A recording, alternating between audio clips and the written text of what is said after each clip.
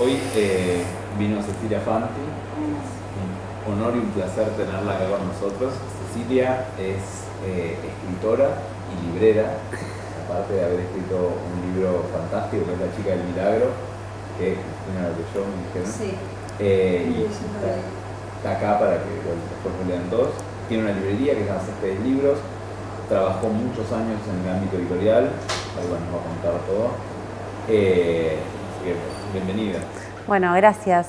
Me encanta estar acá, charlando un poco de lo que hago y de lo que hago como en mi día a día, ya sea materialmente en la librería, estar ahí, atender, vender libros, trabajar con la materialidad y por otro lado trabajar un poco más con las ideas y cómo llevarlas al papel. Bueno, ¿cómo fue? Empezamos con, como decimos un rato, con la parte un poco más biográfica, que es como, en tu caso, es muy, la parte biográfica y la parte creativa están muy pegadas. Pero arranquemos antes del accidente, que ahora vamos a hablar de qué es el accidente, el famoso accidente. ¿Cómo fue que te acercaste a las letras? O sea, ¿cómo te atrajo el mundo de la... ¿Cómo fue eso?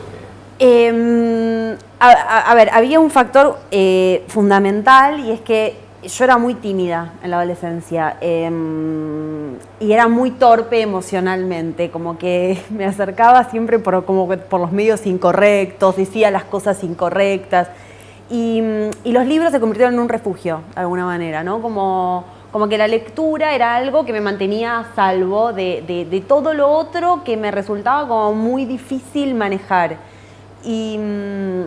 Y bueno, y primero vino la lectura y se volvió un hábito y me volví una lectora voraz y todo lo que salía lo leía y en mi casa había una biblioteca muy grande porque mis papás son los dos muy lectores, entonces había algo de poder descubrir y yo agarraba el libro que quería y me sentaba y lo dejaba y volvía. Y también en la adolescencia, más o menos a los 15, 16, dije, bueno, a ver qué pasa si lo intento yo, ¿no? Entonces, bueno, empezaron como todos los concursos municipales y los cuentos, y empezar a escribir cuentos y pequeñas composiciones y pequeñas cositas. Y me di cuenta que disfrutaba mucho haciendo eso y que aprendía mucho y que sobre todo me conocía mucho. Por ejemplo, yo desde que soy muy chica llevo un diario íntimo, hoy tengo 32 años y sigo llevando un diario íntimo en el que intento escribir todos los días. A veces escribo como, hoy comí una torta de chocolate, punto, estaba riquísima. No importa, digo, como no necesariamente lo que escribo tiene que ser metafórico, poético y terminar en un libro. Pero me di cuenta que la escritura era un dispositivo para conocerme, o como que me conocía mejor, y cuando leía eso conocía mejor mis estados de ánimo, o a veces me descubría que tipo, qué buen chiste que se me había ocurrido en este momento. Y bueno, y cuando me di cuenta de que lo que más me gustaba en la vida era leer y escribir, dije, bueno, tengo que estudiar letras. Mi formación era otra, yo estudié en una secundaria perito mercantil, por lo tanto, los intereses del universo que me rodeaba eran completamente ajenos a los míos. Y me mantuve, porque a los 17 me hicieron hacer una suerte de test vocacional, donde es como esas cosas curiosas donde pretenden que a los 17 años vos sepas qué querés hacer por el resto de tu vida, ¿no? Entonces, yo lo hice, fui buena alumna, fui a todas las clases, hacíamos cosas muy divertidas, porque a veces nos hacían pintar, hacíamos collage, o sea, como que era un lugar para explorar. Y lógicamente el resultado de eso fue que yo tenía una inclinación hacia la literatura, lo literario, así que... Y la psicopedagoga me hizo una advertencia, me dijo, vos sos un poco inquieta, no te veo sentada leyendo horas, vos pensás que estudiar letras, ¿viste? Y me construyó una suerte de, como que en realidad me quiso hacer creer que eso no era para mí. Y como me gustan los desafíos, un poco dije, bueno, vamos a probar. Me recomendó que estudiara arte dramático, porque era todo con el cuerpo. Entonces como que si yo quería, porque como yo era tan inquieta, que es cierto, era inquieta, tenía que poner el cuerpo. Y dije, bueno, ¿por qué no estudiar teatro y ver qué pasa con el cuerpo, pero estudiar letras, que era lo que a mí verdaderamente me llamaba? Entonces me anoté en letras y durante un periodo muy largo dejé de escribir, completamente, porque la carrera de letras te forma como lector, te enseña a leer muy críticamente y a generar hipótesis de lectura sobre autores y movimientos y qué sé yo, pero la parte creativa fuera de eso no se alimenta. Entonces, como que bueno, como que yo empecé a trabajar ese costado, un costado más académico, qué sé yo, y durante 1 o 2 años no escribí una palabra. Y estudié mucho, dejé teatro pero seguí letras. ¿Seguías con el diario íntimo? En este Sí, el diario íntimo siempre estaba como un dispositivo de, viste, como antes de irme a dormir o qué sé yo, siempre escribía, pero no lo consideraba como un trabajo sistemático, o sea, no había un proyecto estético, yo, digamos, no pensaba en proyectos a largo plazo o no pensaba en la escritura como algo que iba a seguir llevando adelante, como que quedaba en ese lugarcito del famoso tipo, escribo para mí. Escribía para mí en mi diario íntimo. También es cierto que como que hay un lugar en el que sí escribía para mí en el diario íntimo, también escribí un montón de mails, digo, como escribía cartas de amor, tenía novio, digo, como que siempre estaba la escritura presente, capaz no en un proyecto concreto. Y después de un tiempo de eso, un par de años, como que me volví a picar el bichito de decir, ¿y si vuelvo? ¿Y si empiezo a entrenar este músculo de pensar en un proyecto narrativo y escribir? Y ahí empecé a ir a talleres literarios, además de ir a la facultad. Y en los talleres descubrí un mundo nuevo, porque de repente estaba yo puesta a producir, o sea, como que la escritura no estaba al servicio de otros libros, como si era en la carrera, ¿no? Como que toda la literatura que yo escribía estaba en pos de hipótesis de lectura o proyectos académicos, y empezar a escribir como narrativa. Y ahí empecé y al día de hoy no dejé nunca de hacerlo. Increíble. Un libro mediante, y bueno, y después, por suerte en Argentina se creó una maestría en escritura creativa que no existía y me anoté en la maestría en escritura creativa. Entonces como que el marco institucional también estuvo bueno porque fue como que bueno, los talleres son una manera muy informal de trabajar. Están bárbaros porque, digo, están amparados muchas veces en el deseo de uno, no tiene tanto que ver con las credenciales, ¿viste? Como el prestigio de tal cosa. Hay muchos escritores y muchos docentes de escritura muy buenos que no son conocidos, o sea, que todavía nadie los descubrió. Entonces, como que bueno, y son muy buenos docentes, son muy buenos talleristas. Y bueno, y así volví a escribir. Recién me llamaba la atención que dijiste que eras muy tímida cuando eras adolescente y te escucho ahora y es lo contrario de la timidez. ¿Vos sentís que la escritura te cambió en ese sentido? Sí, y también uno madura eventualmente y dice, a ver, cuando uno es adolescente es muy frágil, estás creciendo y estás descubriendo quién sos, qué te gusta, qué te pasa, digo, como... No es algo privativo de la adolescencia, pero me daba mucha inseguridad como que me gustaran las cosas que me gustaban y desear las cosas que deseaba. Entonces era muy tímida porque como que sentía que si lo ponía afuera no lo iban a aceptar y que eso me iba a volver. Y en un momento uno dice, bueno, este es mi paquetito, es lo que tengo para ofrecer, es lo que tengo para dar y es lo que a mí me gusta. Y uno abraza ese paquetito en un momento y dice, bueno, a ver, ¿qué puedo hacer con esto que traigo, con esto que deseo, con esto que proyecto, con esto que cultivo y que me gustaría seguir cultivando? Y bueno, digo como sí, soy una persona torpe, a veces hago al día de hoy, a veces hago los chistes incorrectos, a veces... voy a poner un ejemplo de la vida y no de la literatura, y es que yo me casé hace muy poquito, me casé en septiembre, y mi actual marido me propone casamiento en un bar al que nosotros íbamos bastante seguidos y me pregunta, era muy cerca de nuestro aniversario, y me pregunta qué era lo que yo quería hacer el día de nuestro aniversario. Yo le dije, no sé, vamos a comer a algún lugar lindo, lo que hacemos en general. Y él ahí me dice, o casémonos.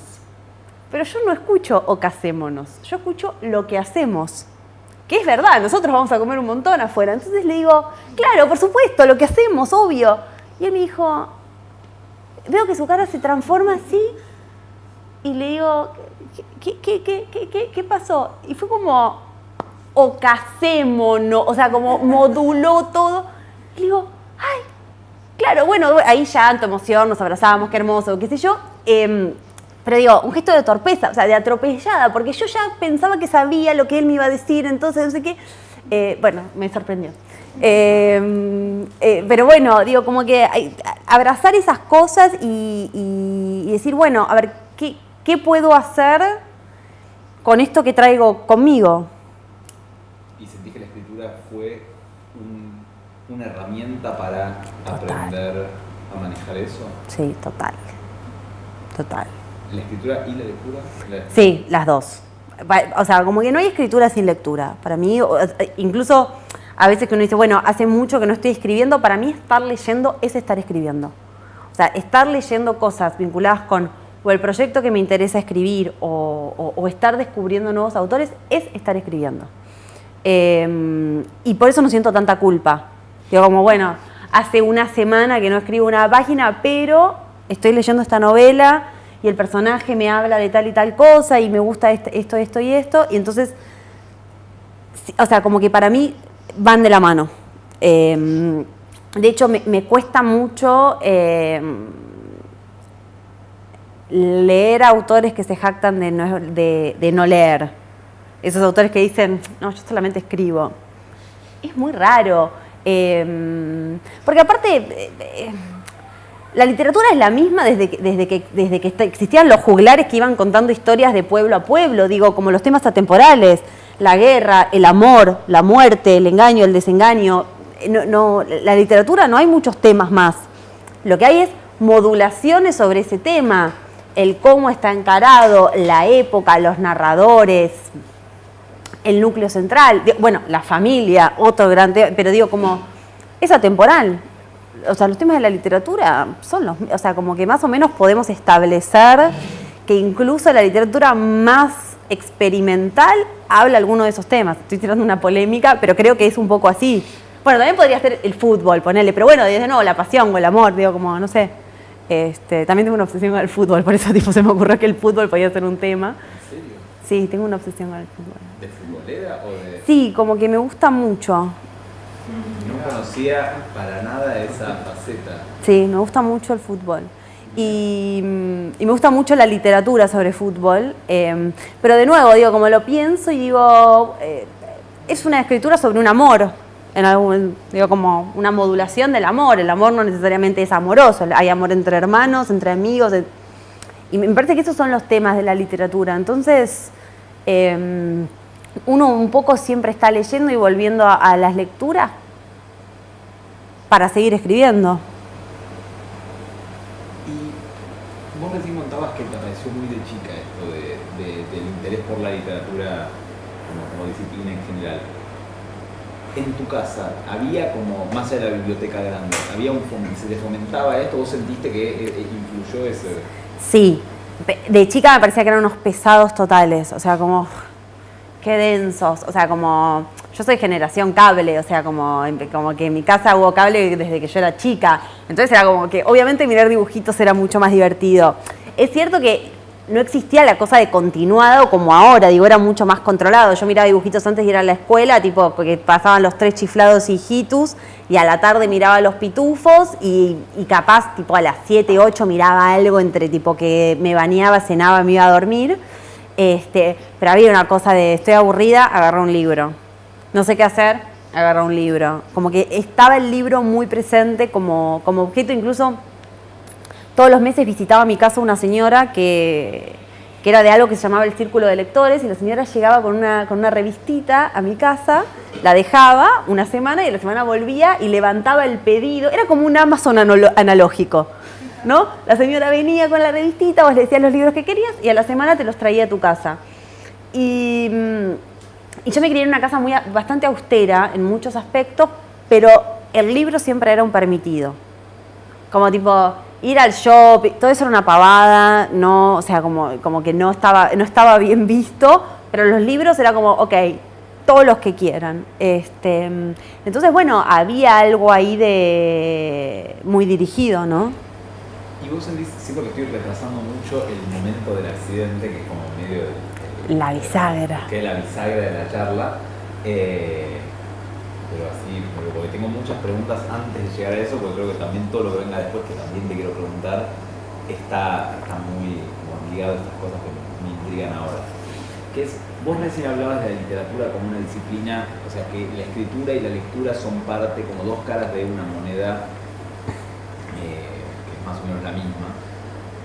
Pero me intriga, ¿cuándo se te dio, digo, más allá de los talleres y más allá del diario íntimo, ¿cuándo se te dio? Porque hay miles de lectores que no escriben, sí, así como también escritores que vos recién nombraste, que no leen.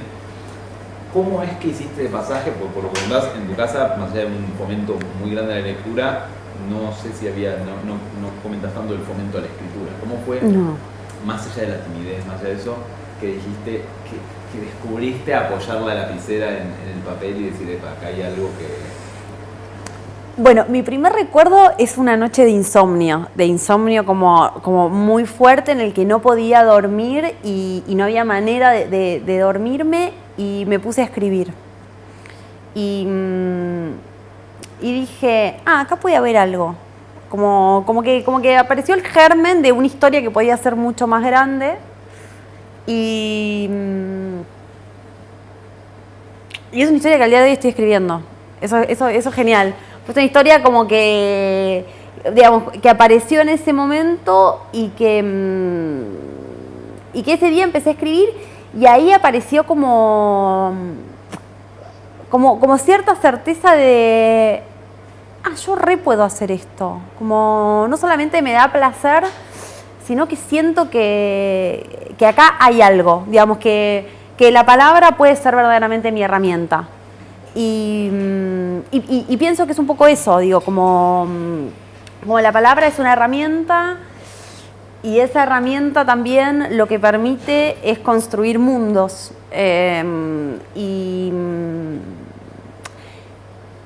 Y esos mundos pueden ser o una pesadilla o un refugio. Pero bueno, pienso eso, ¿no? Pienso... Porque recuerdo como esa noche como bastante, como la epifanía. No fue una epifanía, en realidad, supongamos que yo estaba muy angustiada y la escritura ahí apareció como algo que me vino a rescatar y que me vino a decir, mira, acá, y existe un mundo posible. Y cuando vos sos lector y la literatura te ofrece eso, te ofrece un montón de mundos posibles, y te permite vivir más de una realidad que la que estás viviendo. Y la escritura también, como escritor, te permite por un periodo de tiempo estar compenetrado en el mundo que estás escribiendo y no en el mundo circundante. Por eso a veces, por eso también la palabra disciplina, como la idea de poder hacerlo sin que te interrumpa el teléfono, el timbre, googlear algo o que sonó una notificación y no sabes si es Facebook o qué, ¿entendés? Como estar en ese mundo. Y me di cuenta que es un mundo en el que me encanta estar. Entonces no puedo no hacerlo. Eso sí me parece, me gusta no poder no hacerlo, como algo medio que se transforma en un destino un poco. Es vital. Es vital, o sea, como que y también por eso la librería, mi vínculo con los libros es vital en todo el proceso, como que siento que que de alguna manera es la única cosa que no puede faltar en mi vida. Amor, todo, sí, pero digo como... es como algo, es como constitutivo para mí la idea de la convivencia con la literatura. Es como, no sé, es como vivir con 5 dedos, no sé, para mí es algo como que no puedo pensarme sin. Bueno, y ahora sí, contame cómo es que aparece, esto precede muchísimo a La chica del milagro, pero ¿qué es lo que pasa ese día, el día del accidente? Bueno, nos metemos en el terreno del accidente. Vamos al terreno de... Bueno, no sé si todos estamos familiarizados con el libro. Bueno, el libro cuenta un fragmento. Yo un lunes a la mañana salgo de la casa de mi mamá y cuando cruzo una calle, un auto que quiere ganarle al semáforo en rojo acelera y en esa acelerada me lleva a mí por delante. Y en ese choque la columna se me parte por la mitad. Con tanta buena suerte de que en lugar de que se rompa así, que es lo que haría que yo hoy no estuviera acá sentada, pero que yo después me puedo parar e ir caminando a mi casa, yo estaría en una silla de ruedas. Mi columna se rompe, hace esto, el golpe, porque yo caigo de cola, entonces la vértebra que se rompe estalla, y al estallar, en lugar de cortar la médula, la rodea, o sea, como que hay infinitos astillas, pedacitos de hueso alrededor, sin lastimarla.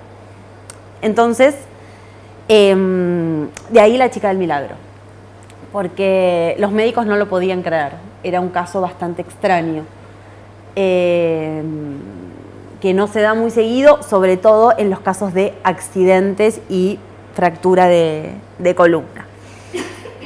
Y bueno, y ahí vino... A ver, vinieron muchos días de mucha incertidumbre porque hasta que los médicos no abrieron y limpiaron esa zona, el cuerpo tiene movimientos internos y cualquiera de esas astillitas se podía clavar en la médula tranquilamente en cualquier momento. Entonces fueron días de mucha incertidumbre y decir, ¿y qué va a pasar con mi vida? O sea, como... ¿Consciente en ese momento? Todo el tiempo estuve consciente, todo el tiempo no perdí la conciencia cuando el auto me atropelló. Y en el único momento en que perdí la conciencia fue cuando obviamente me durmieron para operarme y cuando estaba como con los calmantes y toda la situación de rescates de morfina, que estaba en otro plano completamente. Pero si no, yo como que tenía muy en claro todas las cosas que estaban pasando, digamos. Los médicos no me ocultaban información a mí. Y bueno, y este fue un periodo un poco oscuro porque bueno, hay algo que viene con eso, que es que uno vuelve a convertirse un poco en un animal, porque todo lo otro es accesorio, ¿no? Como que uno en esa situación intenta sobrevivir, entonces reducís al mínimo cualquier gasto extra de energía. Entonces yo estaba en una cama de hospital, acostada, no me podía mover, me alimentaban, porque como estaba acostada tampoco era que yo podía, o sea, no podía hacer nada por mí misma. Y mi única idea todo el tiempo era, bueno, yo de esta voy a salir. O sea, yo voy a salir adelante, o sea, como sea, pero yo de esta salgo. Pero bueno, fue muy oscuro, digo, uno tiene pensamientos horribles cuando no sabes muy bien qué es lo que va a pasar y cómo va a ser tu nueva vida y qué va a pasar cuando te paren por primera vez y caminarás igual y tu vida y tu trabajo y todo lo que pasaba afuera y que se interrumpió de un momento para otro. Y ahí hubo algo que me pasó estos 35 días, que fue que yo no pude leer ni escribir absolutamente nada, porque justamente eso, ¿no? Como que estaba como hibernando, como un animal, digamos, como que no estaba invirtiendo más energía de la que disponía, que era muy poca por otro lado, salvo para recuperarme. Pero apenas salí del sanatorio, lo primero que hice fue retomar taller literario. Fue la única actividad ¿Vos ya podías caminar? Sí, poco. A mí me desinternan a los 35 días y lo que sobrevienen después son 4 meses de internación domiciliaria en la casa de mi mamá. Yo usaba un corset, una estructura así, que me mantenía erguida y que eso ayudaba a que cicatrizara bien la prótesis y qué sé yo. Y venían una vez por semana 2 amigos que me subían al auto. Yo caminaba asistida, o sea, como que daba pasitos muy chiquititos, así como alguien muy viejito, por decirlo de alguna manera. Me subían al auto, me llevaban hasta la casa del tallerista, me bajaban del auto y me ayudaban. Era un primer piso por escalera, no había ascensor. Así que me ayudaban, o sea, como que medio que me hacían sillita de oro y me ayudaban a subir la escalera. Y ahí se empezó a gestar la historia. Porque estaba muy obsesionada con olvidarme qué era lo que había pasado. Que naturalmente uno tendería a pensar que lo primero que querés hacer es olvidarte todo eso. Como, ¿para qué querés tener una memoria de algo tan traumático? Pero yo estaba obsesionada con recordar eso. Entonces, la escritura en un primer momento fue como documental. Yo quería registrar como escenas muy concretas, elementos. Era como que estaba acumulando muebles en una habitación. Estaba como información. Y los primeros 6 meses fueron esencialmente de eso. Y también me di cuenta que había algo que a mí me pasaba y que estaba un poco irresuelto, que era que yo necesitaba hacer justicia. Entonces la escritura se convirtió erróneamente en una herramienta de justicia. Entonces yo estaba como diciendo que el tipo que me había atropellado y entonces yo... Y entonces la historia era como una noticia periodística. O sea, yo escribía como noticias con estadísticas de la cantidad de peatones que atropellan, Vos decís justicia, perdón que me interrumpa, justicia universal, energética, o justicia porque también esta persona tiene una responsabilidad penal. No, a ver, no, era una justicia más abstracta, pero era una suerte de yo acuso, ¿no? O sea, yo acuso que... Y no está mal, digo, como que en algún punto hubo que drenar, o sea, como que todo ese proceso a mí me sirvió para drenar, para comprender mejor lo que había pasado, para comprender qué era lo que a mí me había pasado más allá del hecho concreto de que el auto me había atropellado. Y una vez que todo eso pasó y yo pude tomar distancia de eso, nació la literatura. Porque la literatura viene a ser, obviamente que viene a ser justicia por otros medios, es una justicia poética, si se quiere. Pero yo tenía que salir de ese lugar, yo tenía que salir del lugar de la chica atropellada para que naciera la literatura. Si no, nunca iba a dejar de ser la chica atropellada y el libro sería simplemente una chica cruza la calle y la atropella. Entonces, cuando yo tomo distancia, fueron años, porque a mí el auto me atropelló en 2012, el libro salió en 2017, la distancia me permitió que la literatura emergiera. Y bueno, leer mucho sobre el tema también me ayudó. Leer sobre duelos, enfermedades, accidentes, a otros autores que como que abordan temáticas similares. Me ayudó mucho porque hay algo que es que... Bueno, una vez más, o sea, me salvaron los médicos, me salvé de milagro, pero la literatura me salvó. Me salvó, me ayudó a cerrar una historia, me ayudó a convertirla en otra cosa. Y eso me parece súper interesante. ¿Cómo tradujiste ese dolor y esa herida de algo documental a algo más literario? O sea, ¿cómo fue ese proceso alquímico, ¿no? Como de transformar el dolor en algo, primero que decías, lo contabas recién, datos, sí. Pero que eso se transforme en algo poético, no de poesía de un poema, sino poético.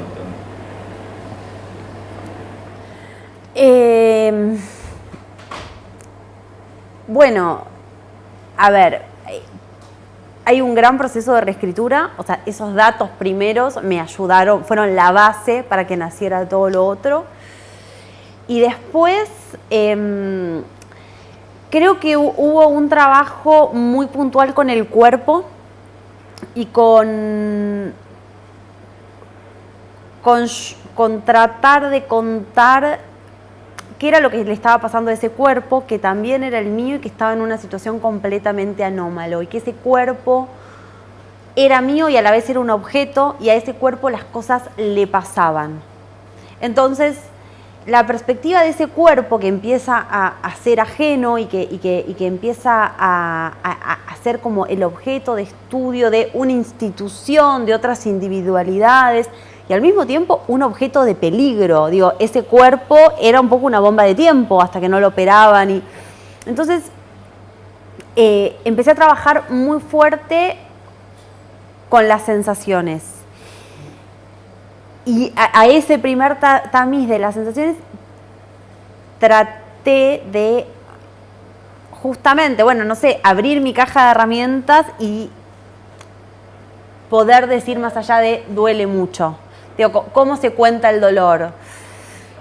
Cuando a uno le duelen las cosas, o sea, le duele el cuerpo, le duele un dedo, te lo agarrás con la puerta, pensás un montón de cosas. No pensás solamente, ay, cómo me duele el dedo. Eso lo pensás después. Entonces, como que creo que incluso hubo un ejercicio muy microscópico. O sea, el libro trabaja mucho en lo microscópico, en el detalle, en lo que queda cuando no queda nada. Entonces, como que ese trabajo de exploración hasta los límites me parece que le hizo muy bien a la literatura que nació después. Claro. Eso me parece apasionante, como esto que decís vos de ir cada vez más, como si fuera medio como ir haciendo zoom in en cada situación que ibas recordando. ¿Cómo trabajaba la memoria en eso? Porque me quedé con esto que hablabas recién de no querer olvidarte, pero hay algo que, digo, la memoria también es ficción, es la narrativa de uno mismo. Entonces, ¿cómo te jugaba eso de que había pasado, digo, no estabas narrando en tiempo real, digo, hubo una recuperación en el medio? ¿Cómo sentís que jugó esa parte? Digo, ¿se ficcionalizó en algún momento el relato? ¿Sentís que se transformó en otra cosa por la memoria? Sí, eso es, o sea, eso...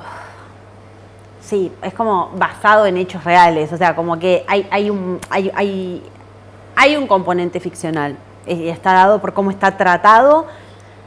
La memoria es completamente un dispositivo que, de hecho, pasaba algo que es que yo trabajé con documentos, yo trabajé con mi historia clínica, o sea, yo pedí mi historia clínica por otros motivos y la tenía a mi disposición.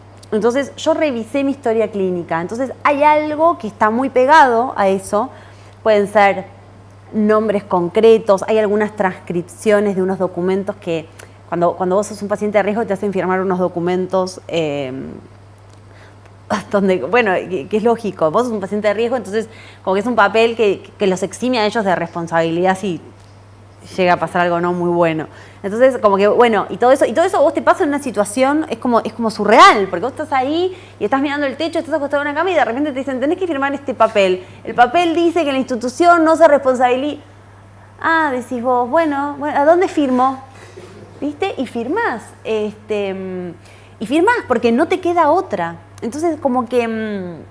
no sé, a ver, tengo esos recuerdos. Hay algo que también es como muy importante en estas situaciones para mí, en la literatura y en la vida, que es no tomarse nunca demasiado en serio y permitirse la risa y permitirse que las situaciones más ridículas te van a pasar incluso en el momento que más sufras y que te puedas reír de eso y que puedas decir esto, no sé. Yo estoy pensando, me estoy debatiendo entre la vida y la muerte y me hacen firmar un papel. Es como la burocracia más extraordinaria. Bueno, pasa. Y me parece que son todos elementos que empiezan a enriquecer el relato. Y la memoria, a mí como dispositivo, me parece apasionante. Y me parece que hay algo que por eso... justamente o la no ficción o las autobiografías o cualquier cosa que te promete que es real no lo es tanto, porque está la literatura en el medio, y está la escritura, y hay un proceso de recuperación de todo eso, y es una licencia, ¿no? Como es una licencia poética que uno se permite en algunas cosas y decir, bueno, esto... no sé, esto no era tan así, no, seguramente no, qué sé yo, bueno, no importa, digo, como a los efectos del relato, por eso digo, no hay que confundir que un relato diga que es o no ficción, o autoficción, o que está basado en hechos reales, que es la realidad misma, digo, me parece que la realidad misma es mucho más olvidable, y es una zona mucho más gris. Y el libro es perdurable, digo, incluso para mí es mi historia, y obviamente me siento muy involucrada, y es muy difícil a veces separar literatura y vida, pero el libro lo puede leer tranquilamente alguien que no sabe quién soy, que no sabe que yo tuve un accidente, y leer la historia de un personaje que pasa 35 días en una cama viendo si vuelve a pararse o no vuelve a pararse. Y me parece que eso es la literatura, ¿no? Como, incluso si eso es un punto ciego. Sí. Recién pensaba con esto que decías vos de enfrentamiento entre literatura y realidad. Si vos sentís en esto, digo, porque puede ser, es muy dicotómico en algún sentido, porque es algo muy central, más en el totalmente centrada en el libro, pero también se vuelve literatura y también se transforma en otra cosa. Entonces yo te quería preguntar si vos sentís que el accidente te define en algún sentido. ¿Cómo te relacionás con ese accidente? Completamente. O sea, como que hay algo, cuando vos me decías lo desenvuelta que soy y que yo ahora me siento segura y charlo y no siento vergüenza y me encanta estar compartiendo esto con ustedes, y es el accidente. O sea, el accidente fue transformador, fue profundamente traumático y me convirtió en otra persona. Me reacomodó completamente todas las prioridades, y me hizo pensar algo que es un recontra mil lugar común, pero que es cierto, y es que es un ratito lo que estamos acá. O sea, como que hay algo como que es circunstancial. Y digo, como... Y el tipo que me atropelló no salió un lunes a hacer y dijo, hoy voy a atropellar a una chica, vamos, y salió a atropellarme. No, ¿qué le pasaba a ese tipo? Digo, como hacerse preguntas. Digo, ¿qué le pasaba a ese tipo? Estaba apurado, el hijo se acababa de golpear en el patio de la escuela y salió desesperado de la casa a ir a buscarlo. Se había olvidado de comprar el pan el día anterior y digo, como también la literatura empieza a pasar cuando uno mira a una persona y dice, ¿en qué estará pensando esa persona? ¿Qué se esconde atrás de todo eso? Y ahí empieza la máquina narrativa, la famosa, te hiciste la película. Sí, claro. Y el accidente fue un poco eso, fue un poco decirme a mí misma, ok, esta es una segunda oportunidad a por todo. Como no dudar tanto, no pensar tanto en las circunstancias a veces son mejores, a veces son peores, a veces uno tiene momentos malos, y también decir, hay algo que te dicen mucho cuando vos tenés un accidente que es como, ahora tenés que aprovechá vos. Y capaz querés estar todo el domingo mirando Netflix. O sea, ¿por qué tengo que salir a aprovechar el sol? ¿Por qué? Digo, y también permitirse ciertas licencias, ¿no? Porque si no, uno se vuelve un poco un tecnócrata de su propia vida. Todo lo tenés que aprovechar y todo, porque claro, casi te moriste. Entonces, digo, como... Y yo creo que me volví un poco más lúcida en algunos aspectos más vitales, ¿no? Como... Por ejemplo, el año pasado yo me di cuenta de que no podía ser que yo hubiera sobrevivido para seguir trabajando 9 horas en una oficina. Y renuncié a mi trabajo. No es que, renuncié a mi trabajo y me fui de hippie a la montaña.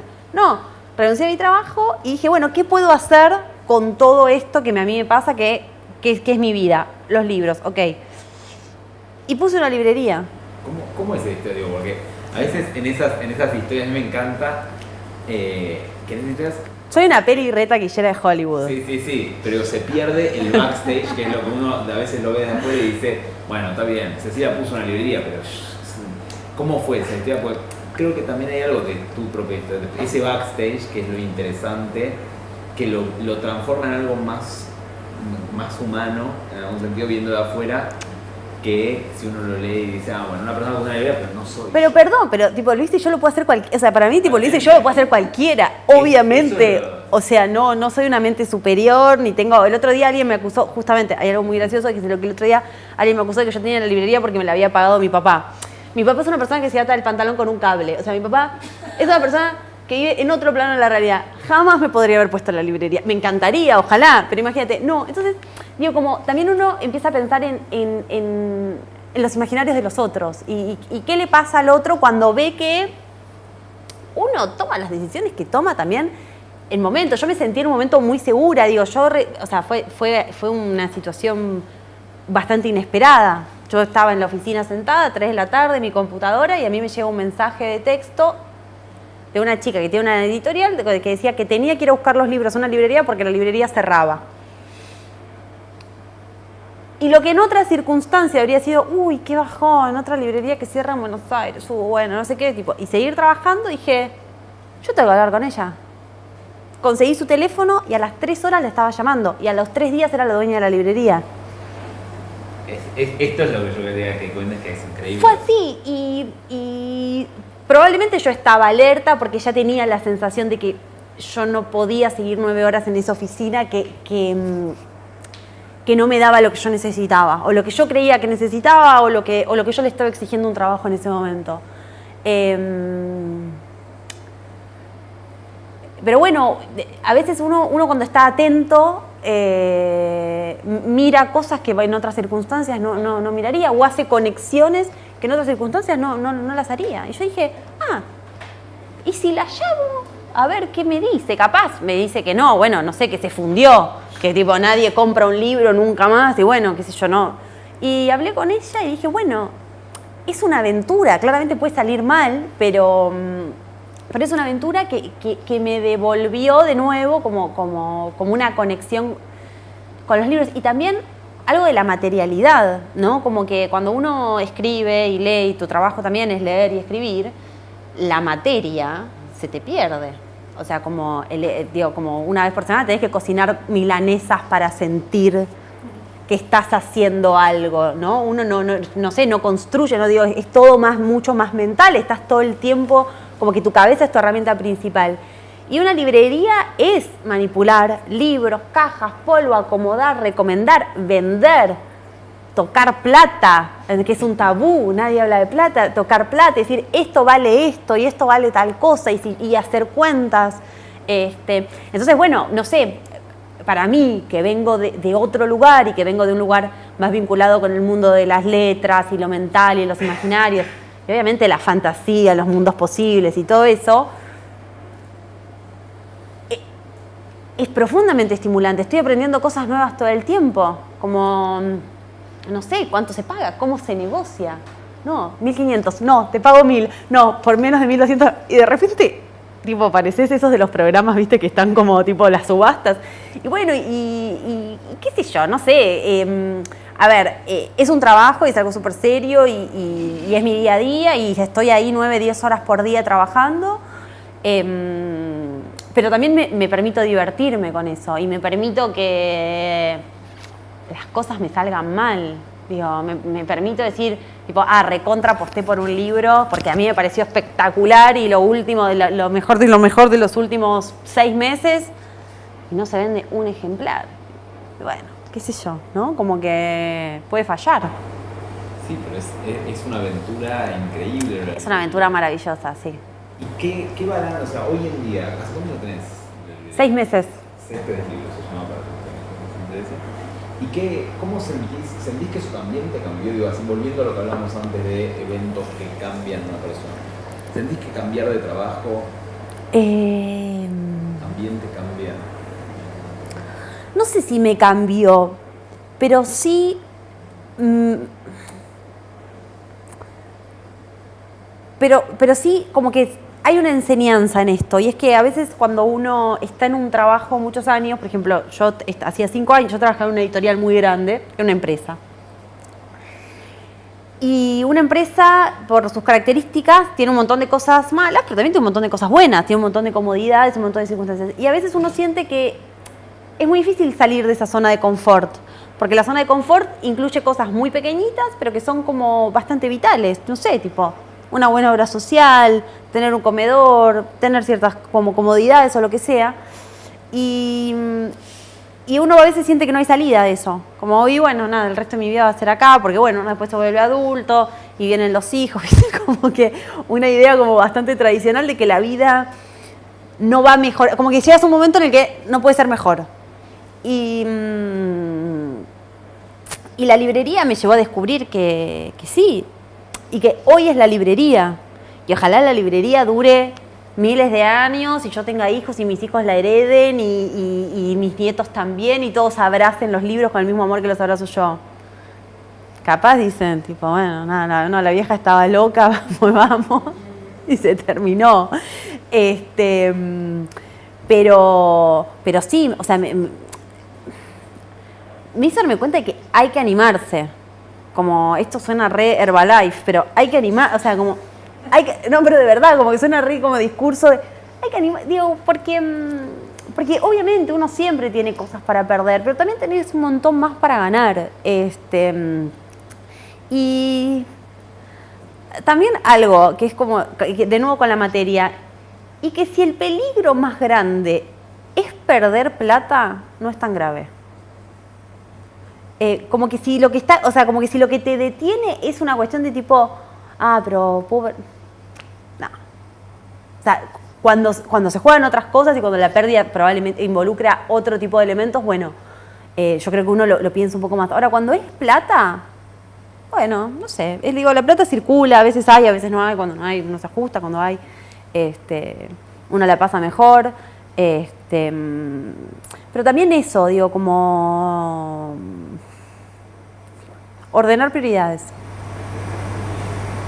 Una cosa que me quedó picando de la parte del libro, de la escritura, y ahora abro a que hagan preguntas a ustedes, es ¿cómo seguís ahora? O sea, habiendo escrito una novela tan personal y tan ligada a la experiencia, ¿cómo se sigue con otra cosa? ¿Estás escribiendo otra cosa ligada a la experiencia o empezás a escribir ficción más pura, entre comillas? Bueno, un escritor me dijo el año pasado que lo mejor que tenía que hacer era escribir una novela completamente ajena a mí, que era un proyecto en el que yo estaba trabajando. Es una novelita de aventuras, es una novelita urbana de aventuras, la protagonista es una adolescente, es una chica bastante rebelde y qué sé yo, pero bueno, es como una novelita que nada que ver, completamente de aventuras. Pero me pasó algo, y fue que empecé a grabar a mis padres, y los empecé a desgrabar. Mis padres se criaron los dos en colonias rurales, y vivieron ahí hasta bastante grandes. Y mi papá porque estaba pupilo en una escuela en Santa Fe, y mi mamá porque porque mi abuelo era un italiano que vino en un barco, le dieron un pedazo de tierra y se instalaron en una colonia rural. Y tienen una cantidad de anécdotas que son alucinantes. Y me di cuenta que más allá de la anécdota, lo que pasaba ahí era que ellos estaban contando un mundo que ya no existía. Y que ellos sobrevivieron y que se adaptaron a todo lo que vino después. Y nada, me di cuenta que claramente la memoria es algo que me obsesiona a mí. Entonces estoy trabajando un poco en un proyecto que tiene que ver conmigo inevitablemente, porque son un poco como estas memorias familiares. Pero que bueno, al mismo tiempo digo como claramente hay una estética que a mí me interesa, que es la del concepto de la memoria, ¿no? Cómo funciona la memoria en la recuperación de algunos elementos, cómo poner la memoria a disposición de la escritura. Entonces, tengo esas dos puertas abiertas en este momento, son los dos proyectos en los que estoy trabajando. Y a veces pasar de uno a otro es un poco difícil porque uno tiene un ritmo más de una novela de trama con sus personajes y sus aventuras y sus aventuras que se abren y se cierran. Y el otro es más un continuado, ¿no? de un mundo que ya no existe. Entonces, bueno, los tonos, los registros y la óptica son muy diferentes y trabajarlos en paralelo también creo que me ayuda a no achancharme, por decirlo como en criollo, ¿no? Como a decir, esto ya sé que me sale bastante bien, porque ya lo hice en el libro y me sentí cómoda con esto, pero esto también está bueno como para seguir entrenando ese músculo, ¿no? Y para seguir indagando en la escritura. ¿Alguien quiere hacer una pregunta? Vos mencionaste que habías empezado a escribir una noche como que tuviste el insomnio con un texto. Sí. Y que todavía como que lo seguís trabajando. Sí. Eso como que lo tenés un proyecto. Es un proyecto, sí, es un proyecto que tiene, esta novelita aventura tiene algo de ese proyecto, digamos, hay algunos elementos que tomé prestados para escribir esta novelita de la que estaba hablando, pero es como si fuera como mi caldero, ¿no? Eso que empecé a escribir esa noche, como que siento que ahí hay un montón de mundos posibles, que yo fui abriendo como si fuera un portal, por decirlo de alguna manera. Entonces, a veces vuelvo para enriquecerlo, a veces vuelvo para ampliarlo, porque se me ocurre algo, porque tengo una idea que me parece que sirve más a la totalidad de todo eso, y a veces recurro a eso para sacar algo y ponerlo en otro lugar. Claro, es como un caldero, como dijiste. Claro, sí. Gracias. No, de nada. ¿Otra pregunta? A mí me gustó la parte en la que hablas de que en un punto el humor te salva, ¿no? Como que qué cosas de tu accidente o que te han marcado en ese momento, qué cosas puntuales fueron las que sí puedes contar. ¿Que me hicieron reír? Sí. Bueno, Sean muy trágicas. bueno, no, lo escatológico sobre todo, ¿no? O sea, como, algo de lo que no hablamos, ¿no? En la vida cotidiana, bueno, vamos a ponernos escatológicos. Es mi parte favorita de la charla. No, a ver, uno en la vida cotidiana no habla de que va al baño, no habla de que se está haciendo caca, o sea, como, vengo en 2 minutos, ¿no? Uno no dice la palabra caca, no habla con nosotros, no dice caca, caca, caca, caca, no lo dice. Y cuando sos puro cuerpo, está la caca, digo, yo me acuerdo que, por ejemplo, imagínense la caca cuando uno está acostado y no se puede mover. Caca, caca, ¿no? O sea, la caca está muy presente y en el libro hay varias escenas donde ocurren enemas. O sea, cuento enemas porque... Y en un momento, yo en ese momento tenía una pareja, me hicieron un enema delante de mi novio. Imagínense eso. Imagínense el olor en la habitación, ¿no? Un cuerpo que está acostado hace horas con medicación, con comida de hospital. Un novio. Se mata el erotismo para el... Ya está. Y digo, y eso también pasa. O, no sé, me acuerdo una vez que me habían dado una pechuga de pollo que era un espanto, ¿no? Era como la cosa... Era como comer este vaso, capaz. Y había pedido un poco de ketchup. Ketchup. Normal, ¿no? La paciente no puede comer ketchup. Era como, pero te estoy pidiendo... Y era tragicómico, porque yo lloraba de la frustración de no poder... Pero al mismo tiempo era gracioso, porque era como el límite, ¿no? Como, entonces, como que uno tiene que permitirse esa risa y tiene que... Y bueno, y de nuevo, digo, me sacó muchísimo los pudores. Como que, y me enseñó a ver como que muchas veces eso está alimentado por cosas que no son de uno y que uno adopta porque culturalmente la gente no habla de caca. O sea, como que no pasa, es de uno y está en uno y aparte es lo que hay que expulsar en soledad y no hablar con nadie. Y digo como, Y cuando está tan presente, ¿por qué no? Digo, como, no sé, me parece que el reírse de uno mismo es una de las mejores cosas que nos pasan. Y eso se puede poner al servicio de cualquier, digo, como de cualquier cosa. Y usarlo a favor de uno. Es conocerse. No, de nada. Otra pregunta. Bueno, perdón, otra cosa muy graciosa que me pasó era que la cama, o sea, yo estaba acostada y de la cama veía solamente la franja de arriba del televisor. Entonces, como que durante 35 días vi todo, me hice muy fanática de Bailando por un Sueño, lo seguí, pero solamente de las cosas y de Tinelli hablando, inundaba la habitación hablando de Tinelli y yo como que imaginaba un poco lo que iba pasando en esa franja que yo no podía ver. Bueno, sí, eso era bastante gracioso. Era como la versión, la versión no marketingera de Bailando por un Sueño, o sea, de la cintura para arriba. Nada, tipo, solamente tipo Tinelli gritando, ¿no? ¿Alguna otra pregunta? No, yo me preguntaba, el libro lo leí así como en 2 horas, Sí. porque es muy fácil para leer y te Sí. atrapa. Pero yo, ahora me doy cuenta, pero me preguntaba cómo en ese momento vos estabas como pensando como de afuera, ¿no?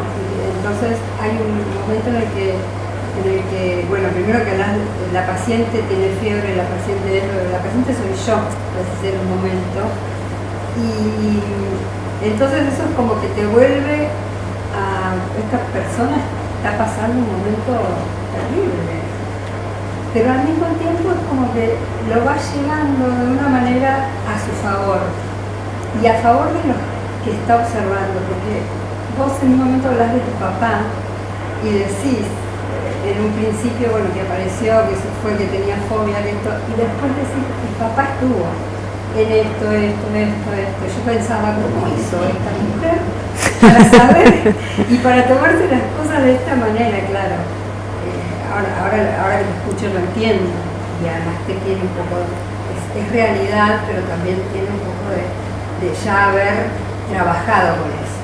Totalmente. Bueno, eso fue bastante curioso, como cómo trabajar la ausencia en el libro, porque mi papá es fóbico, es una persona bastante ajena a la realidad, voy a decir, pero como que bueno, le cuesta mucho y es muy fóbico y no vino al hospital, es fóbico de los hospitales, no vino a verme, o sea, su hija estaba ahí, no sabía si la iba a volver a ver en su vida y él no pudo ir.